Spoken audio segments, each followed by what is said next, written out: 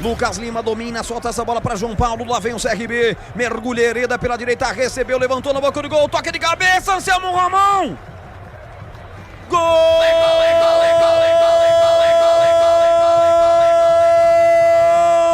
Do CRB, Renato! Ao remo, pois nosso norte, de glória traçado está. Renato, camisa 11, na marca de 33 minutos. Levantamento de Hereda, levanta na boca do gol, onde geralmente Anselmo Ramon frequenta. Eles inverteram, Renato fecha, Ramon estava no segundo pau. Renato cumprimenta de cabeça, camisa 11, ele não perdoa. Renato marca o primeiro gol do jogo.